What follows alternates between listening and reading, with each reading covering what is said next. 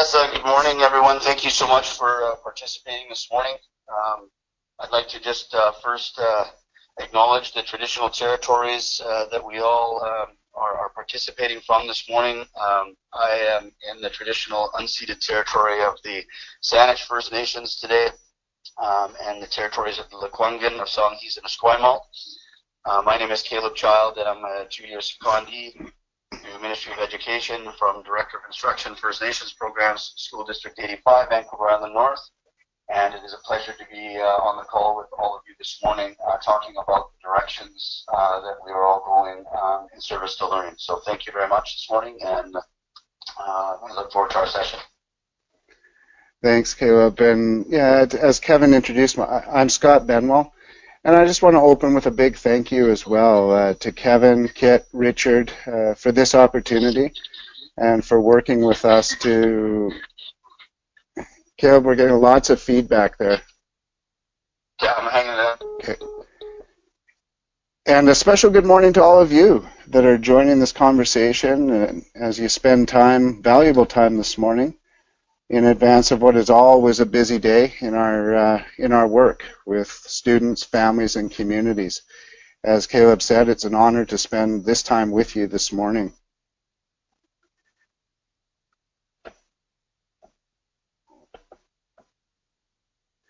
Hopefully the slide just advanced there.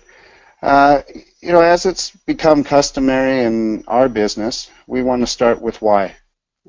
In our opinion and experience, there's an overarching why to this work, and that is the moral imperative of serving all learners equitably.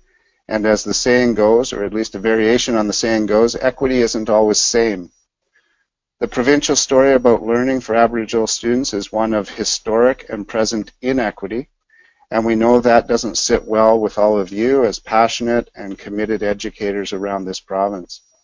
We more specifically, in 2015, we were provided with another why, and that was in the form of the report from the Office of the Auditor General on Aboriginal Education in public schools in British Columbia, as well as the Truth and Reconciliation Commission recommendations.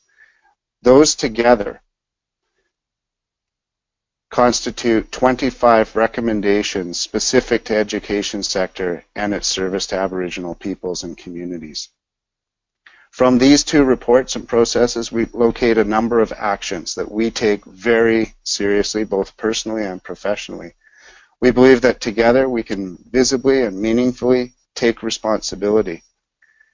We can develop the knowledge and skills necessary for us all to be advocates for Aboriginal learners and to establish trustworthy measures of our effect and impact as educators and as leaders of educational systems. I'm going to turn it back over to Caleb for an overview of the Office of the Auditor General slides just after we talk. Our objectives today are just to briefly engage you in a conversation about a more responsive system and take you through a quick overview of our model for equity in action in British Columbia. Over to you, Caleb. Hopefully you're on. Kevin, I think you need to unmute his... I'm here. So the Office of the Auditor General... Yeah, I'm on here. So the Office of the Auditor General report that came out in November of last year, 2015, we were one of 4 districts that had the opportunity to host the team from the OAG. And the purpose of that work was initially to overview Aboriginal education across the province around the leadership direction and the supports that were coming from the Ministry of Education in closing the gaps that we're all familiar with in the way that we're experienced in public education for Aboriginal learners. Scott, if we go to the next slide. There we go. Must be quite a delay. You'll see that this is taken. What's that? This is taken directly from the report, and you'll see the overview of not only our Aboriginal population across the province, But really, the 25% achievement gap, and I know across some of our communities, we often don't refer to it as the gap, but it truly has been an ongoing challenge in service to Aboriginal learners, and the Ministry of Education's report really indicted our system, indicted the Ministry of Education, was a word that we used yesterday or heard yesterday in our conversations.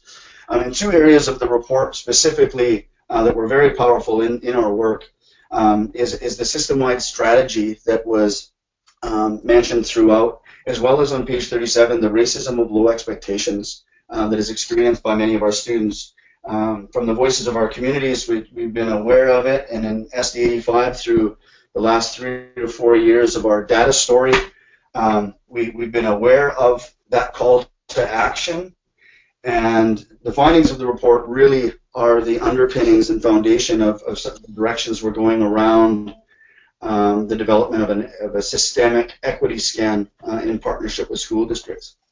So there you'll see on your screen a number of the summary findings around the ministry not providing sufficient leadership and directions, collecting data but not necessarily doing enough with it and in informing change across our system, and the fact that we report on outcomes but not specific to closing gaps and promising practices. So that's part of our work and part of our directions this morning.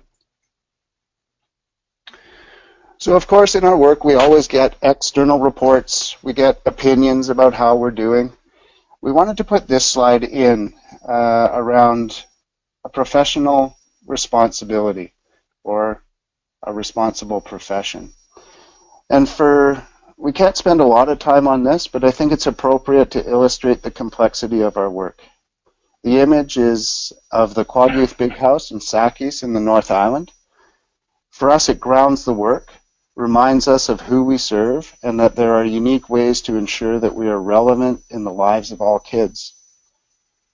The words or statement below draws our attention to our professional responsibility right now as we see transformative work in education all around us.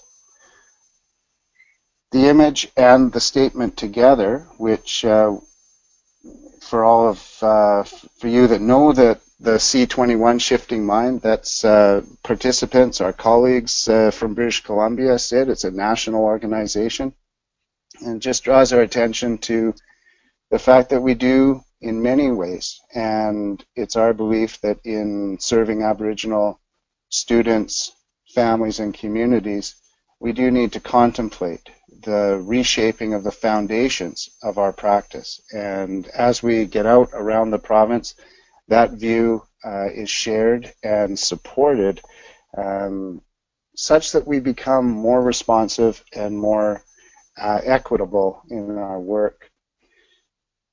The next slide is just to say, hey, we're not alone.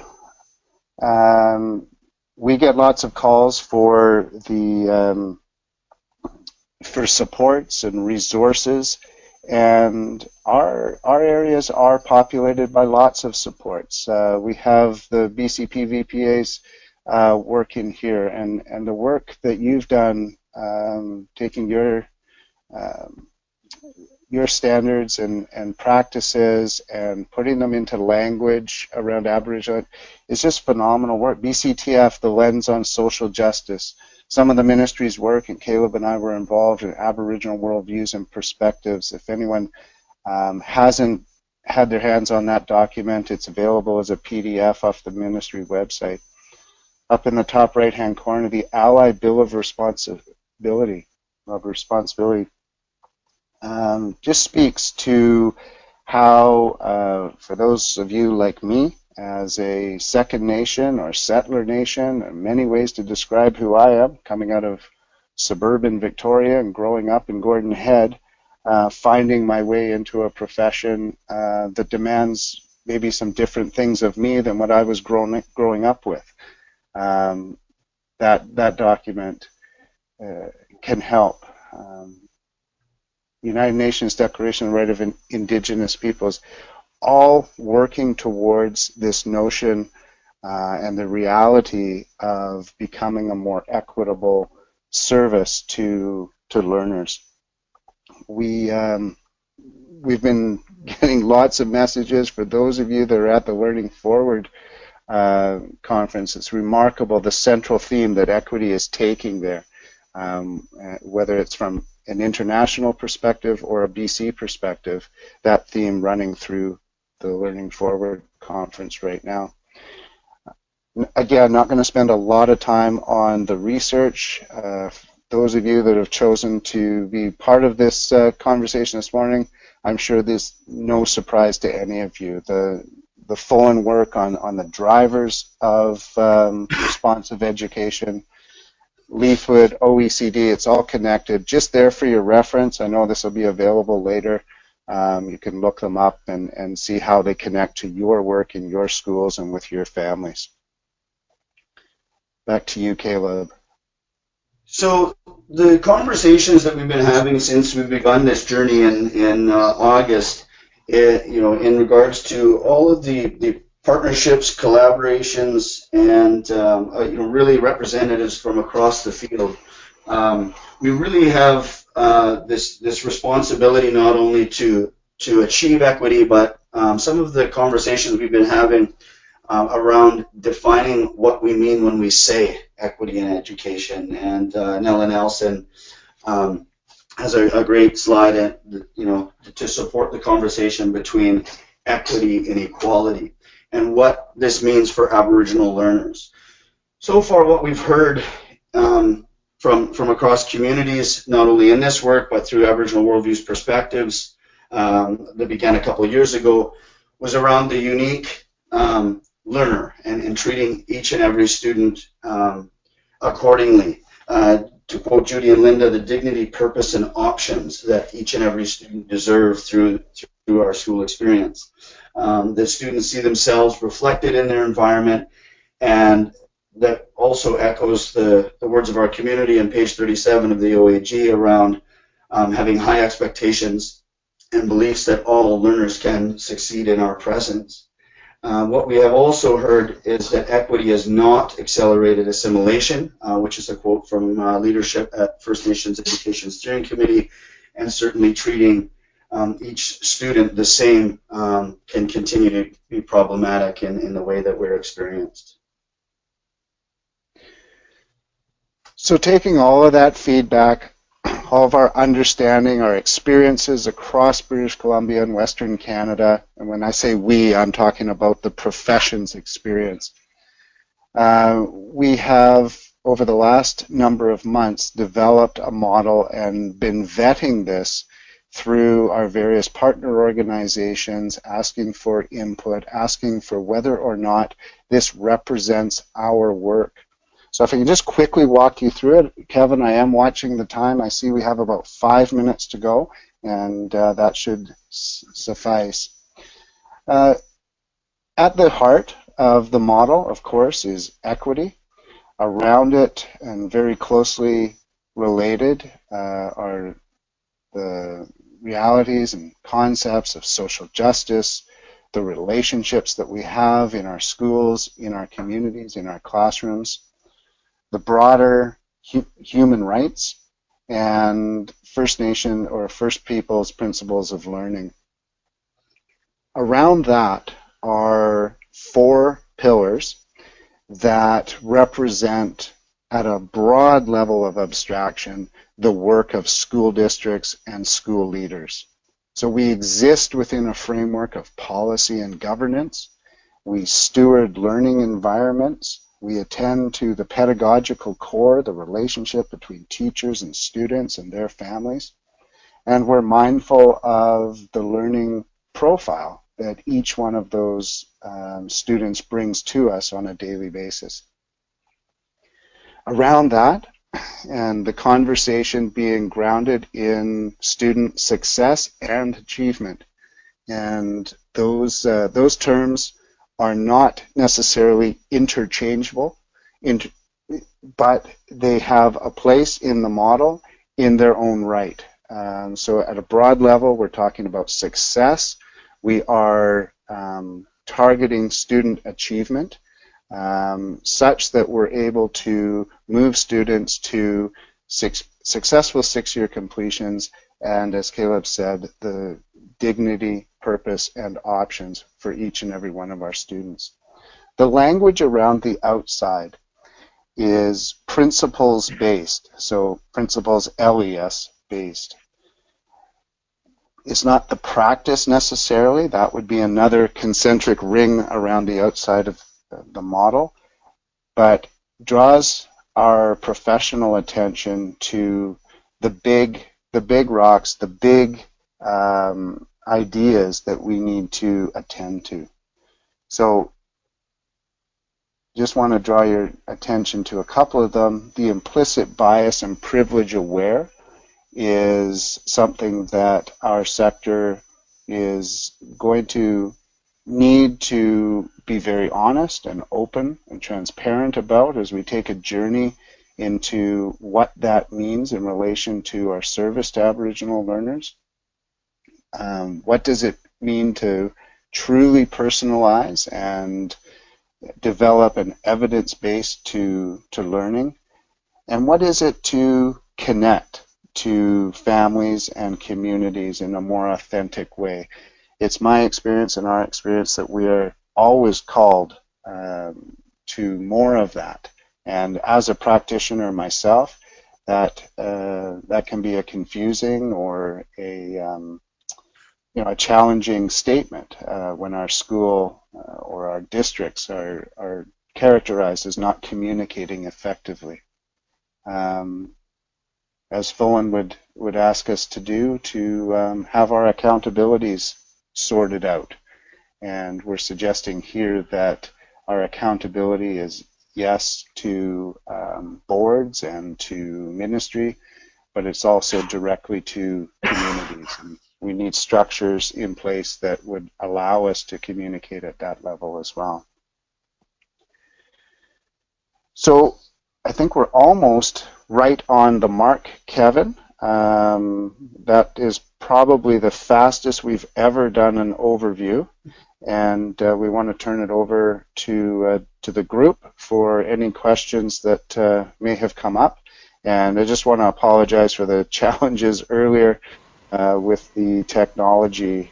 It threw us off a little bit, but hopefully we were able to gather it together. All right, well, thank you to Kaleb and Scott for your very informative presentation.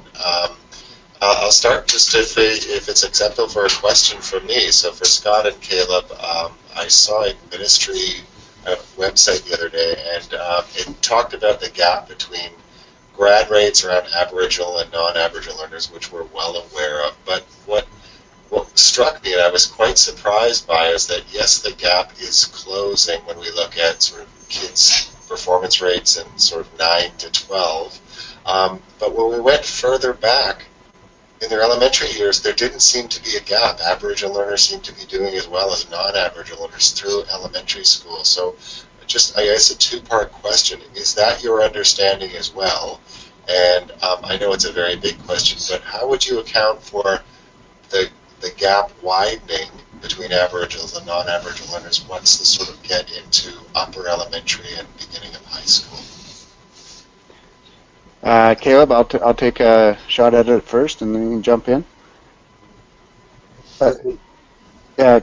Kevin, great question, and we are getting more and more granular with the data as we dig into this notion of equity.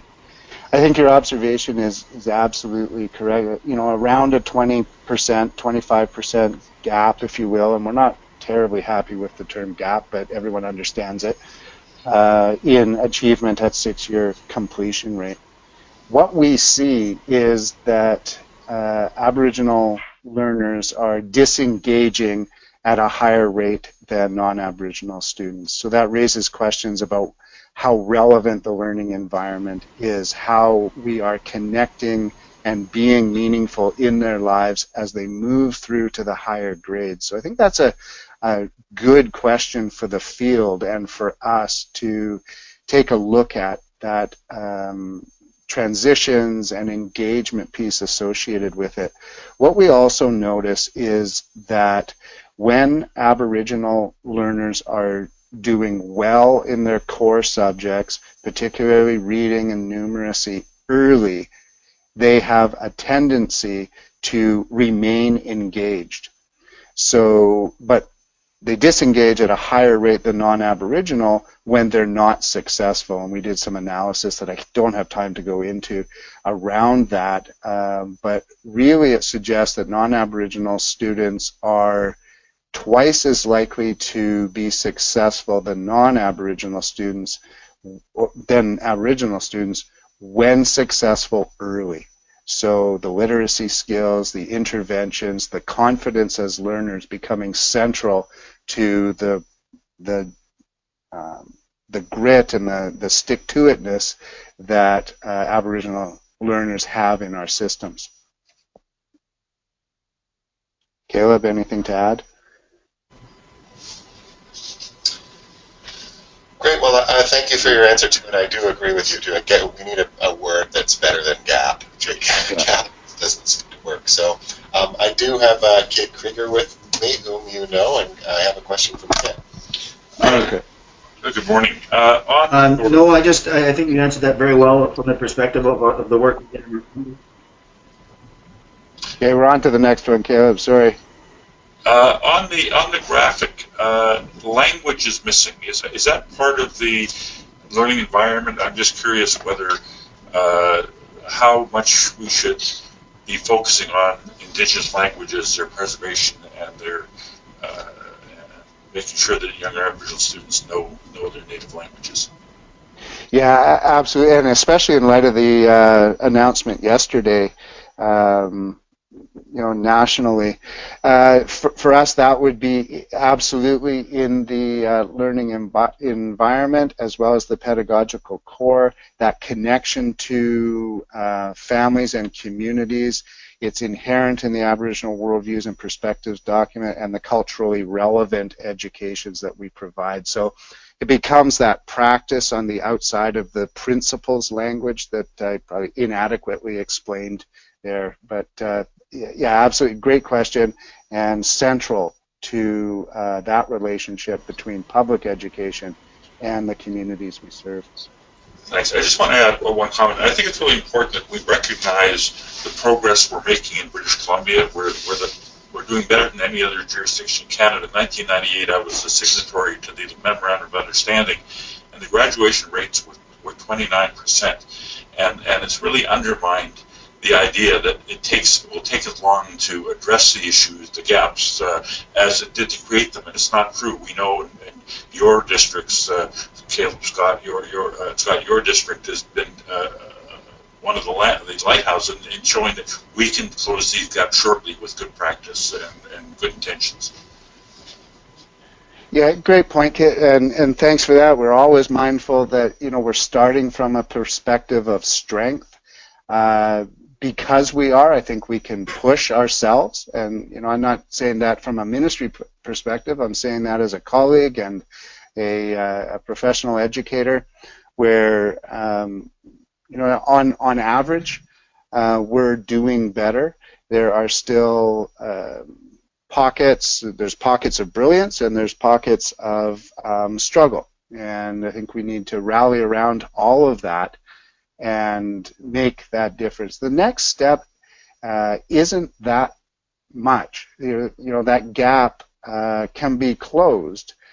I think if we're ambitious and concentrated in what we need to do, it won't take that time that, and you're agreeing with this, won't take that amount of time that we may fear years ago that it's going to take. We're on a better trajectory than that. Absolutely, Scott. So I think considering the time, we have enough time for one final question. So our question comes from Brett Johnson, who's a principal in Victoria. And Brett's question is, where can we go to find practical ways for non-Aboriginal teachers to implement Aboriginal content into the new curriculum? Yeah, great question. I would point first and foremost to the Aboriginal Worldviews and Perspectives.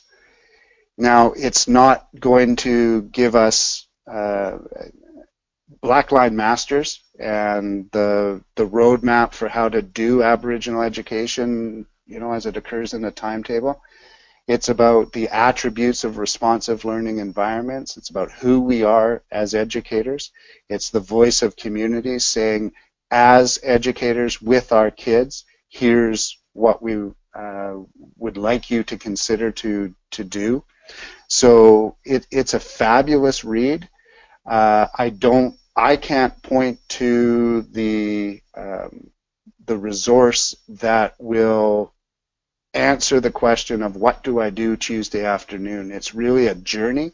It's we're all on a continuum of how to be more effective as educators in relation to Aboriginal education. So it's you know, it's a little bit more work than opening up a resource, but I would start with that Aboriginal worldviews and perspectives as a place to get those ideas going, get some staff meetings or, you know, groups of teachers together, networks of interested teachers together to bat those ideas around and start putting them into practice and sharing the successes, talking about the challenges, but just moving on. Great. Well, thank you very much for your advice. I know that'll be well received by our attendees. And at this time, I'm going to bring our webinar to a close. So, Kaleb and Scott, on behalf of our association, I just want to thank you so much for your leadership in the area. This is an important initiative for our members, and I feel thank you for the initial conversation, and I'm hoping this is just one of many conversations we've had over the years. Thanks, Kevin. And I just flipped to our new coordinates at gov.bc.ca. Please, this is a start of a conversation. We're interested in, you know, what's happening in the field, where it's going well, where it's not going as well, and we'll just connect and collaborate, and we'll find our way forward. Thanks so much, folks, and have a great day.